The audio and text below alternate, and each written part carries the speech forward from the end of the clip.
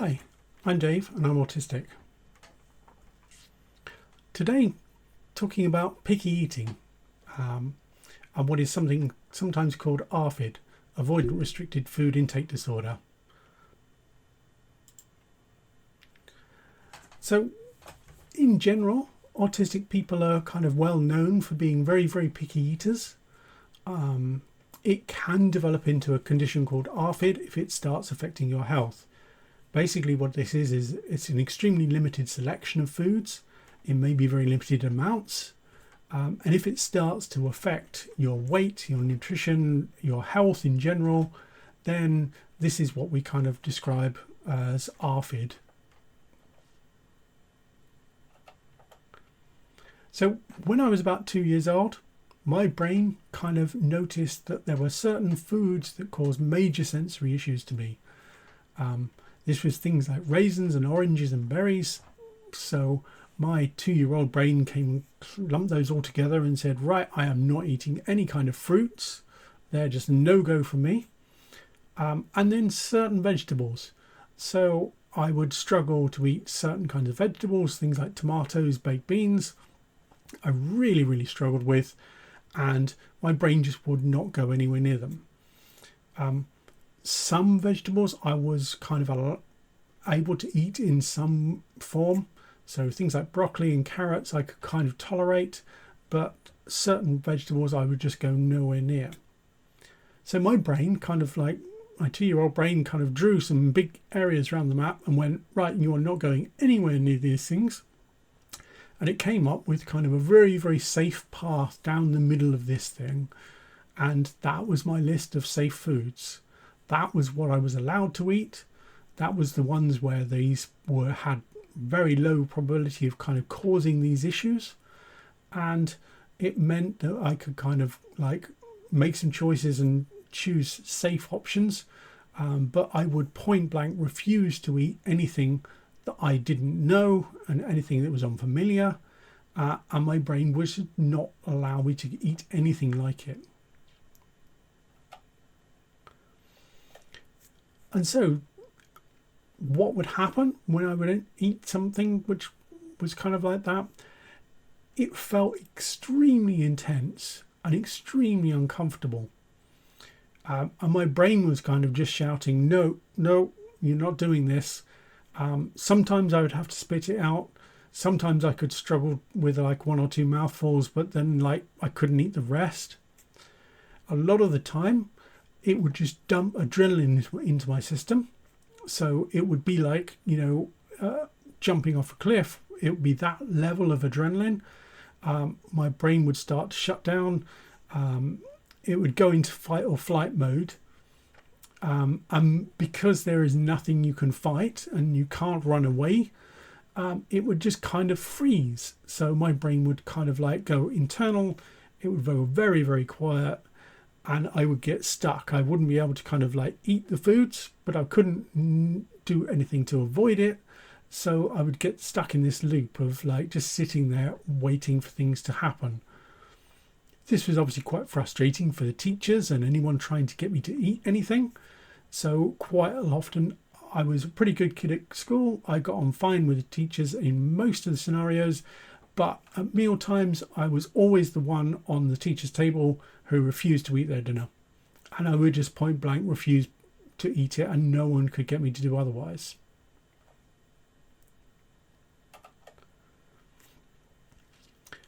Probably these days, I was a little bit underweight, so I might have got diagnosed with ARFID, but at the time, I was just a picky eater.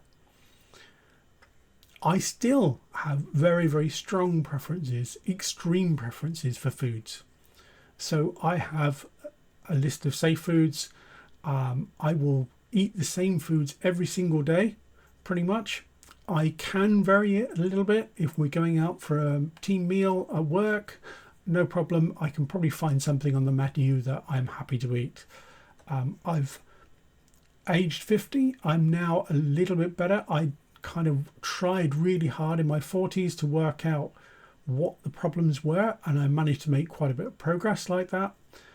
My variant diet is a bit more varied than it used to be, but in the past it has been extremely simple and extremely similar. And that kind of ties in with a whole lot of restrictive patterns on and around eating, on and around going out to eat, on and around things that I will eat, things that I will prepare, and even how those things are prepared.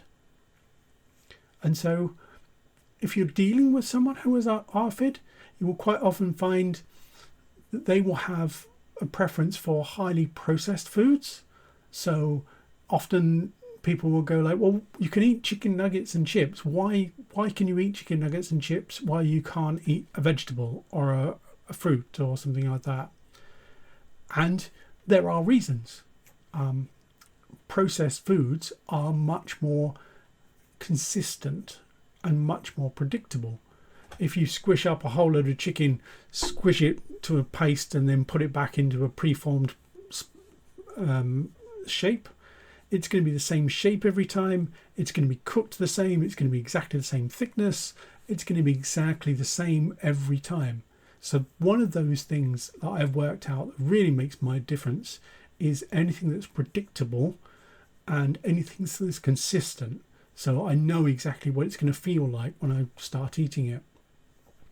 The other thing you'll find is that people will have extreme preferences for particular brands, particular foods. You may have a big strong preference for McDonald's chicken nuggets as opposed to Burger King or whatever, whereas more neurotypical people don't really have that distinction.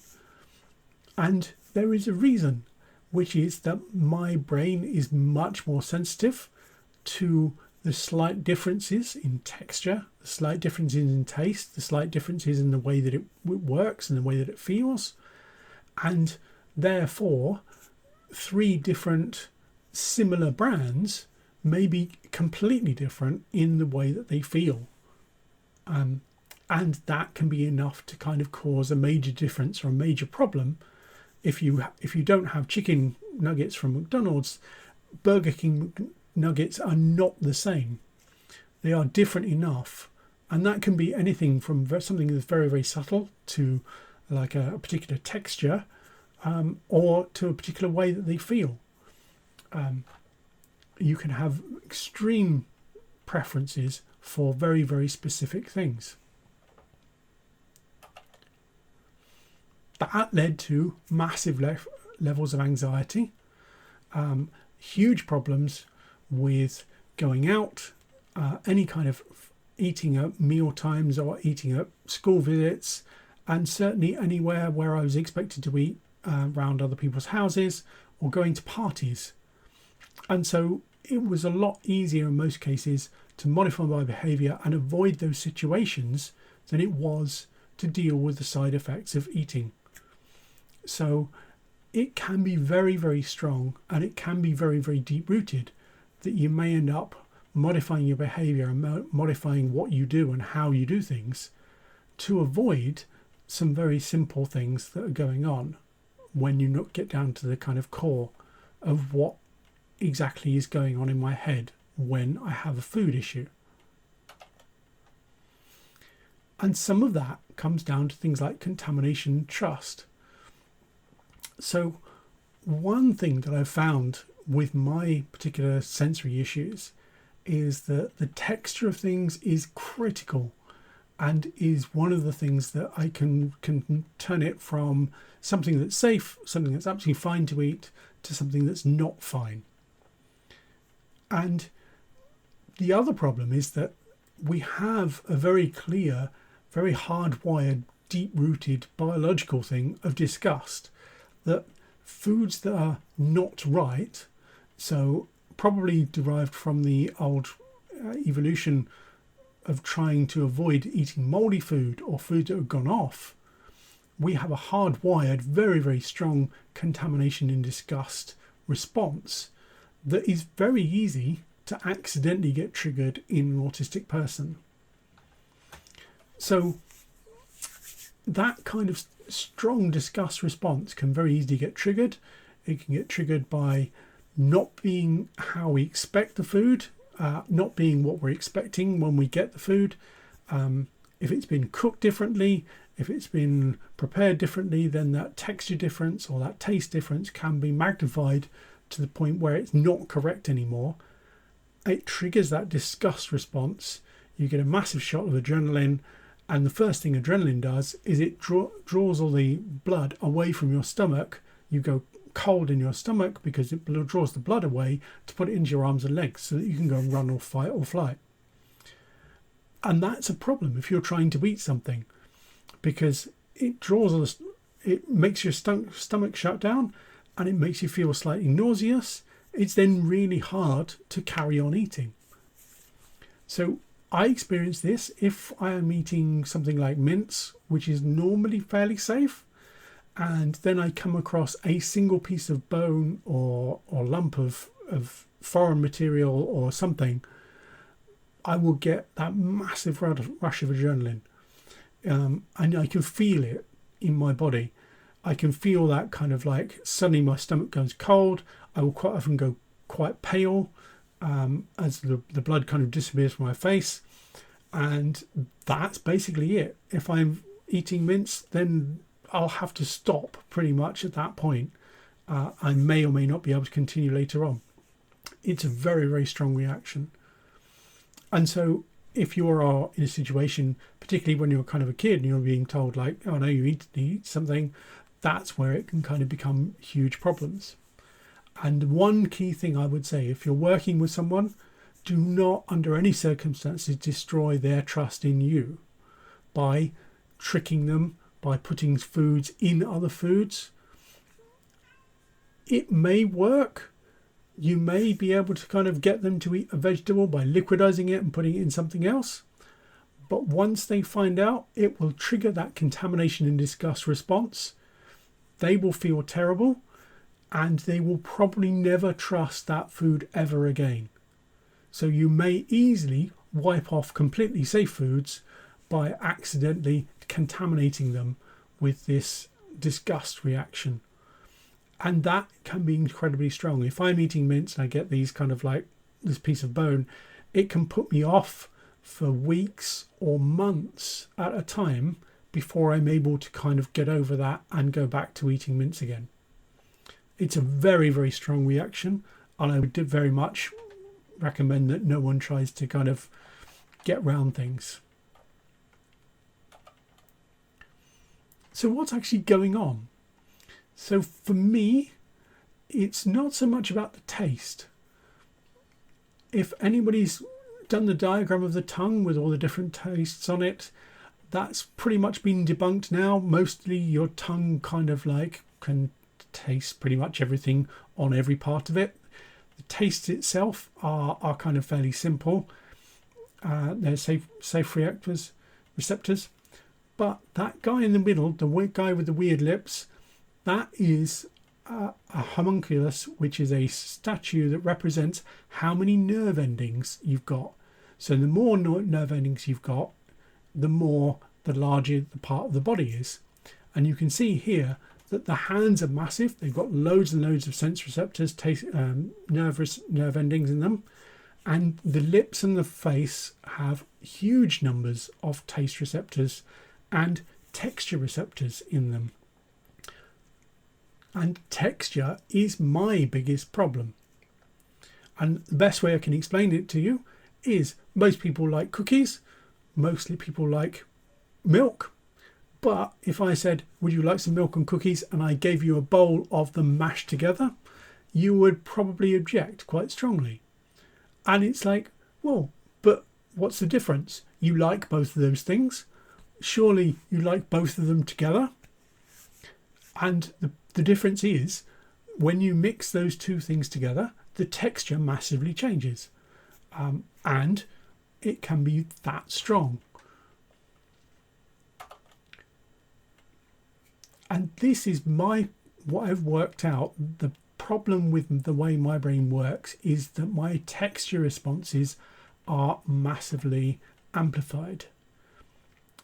And that's why I really struggle with fruit and vegetables, because they can vary quite a lot in how they are textured.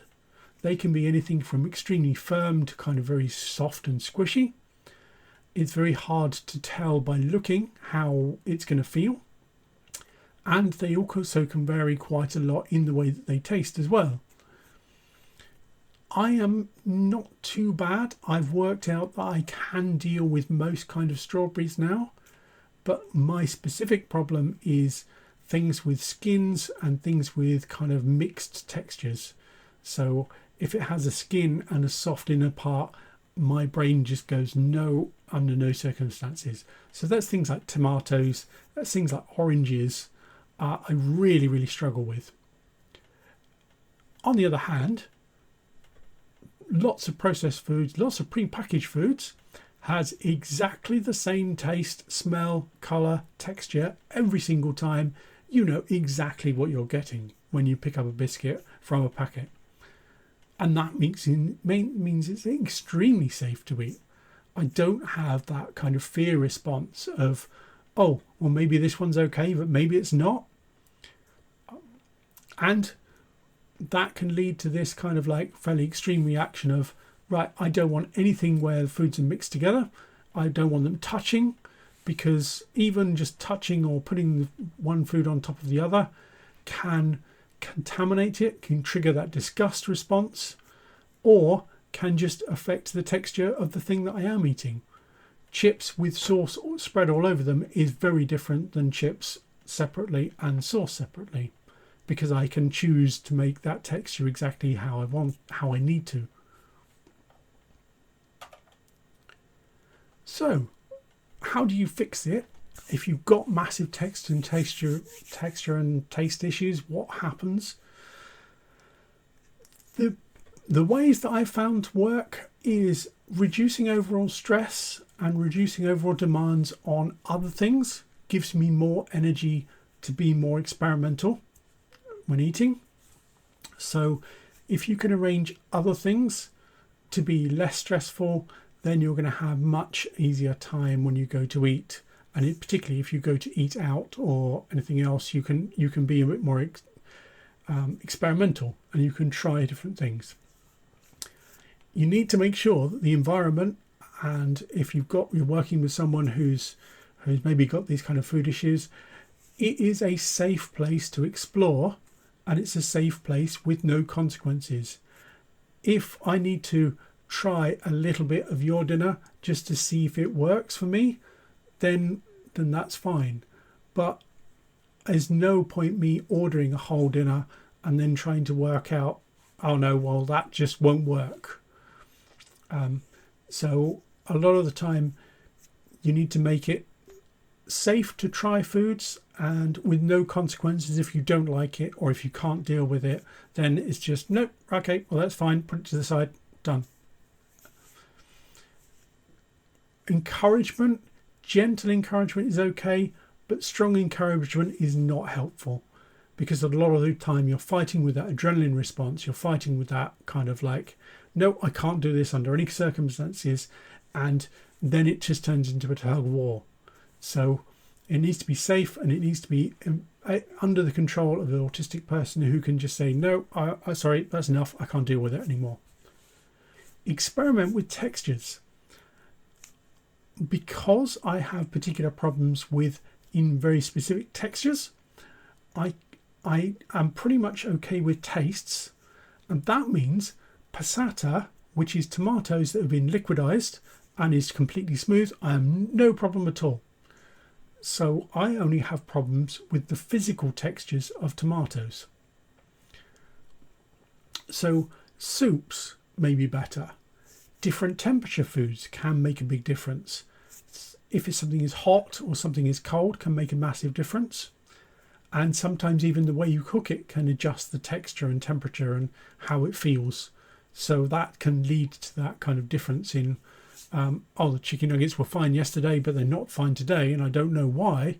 It can just be that, they're cold today and they're not working as well. Consistency is key.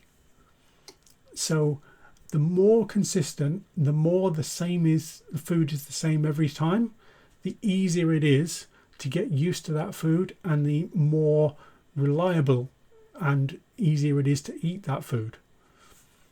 So if you have a particular recipe that you use for making, let's say, spaghetti bolognese, and it's working, do not change that. Do not experiment with putting more oregano in or less basil or whatever.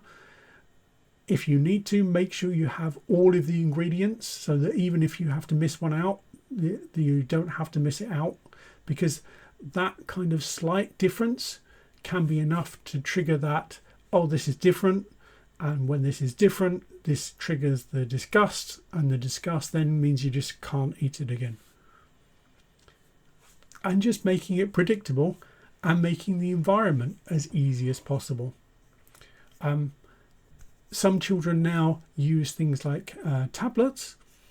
If they, you may need to allow things like tablets at the dinner table, because if they can divert some of their attention or all of their attention onto the tablet, you may be able to eat more without your brain triggering and flaring and going off on itself when you're eating the food, because your attention is already diverted. If you can focus on something else, that can help you deal with that sensory stuff. It's not always going to work, but it can work for some people.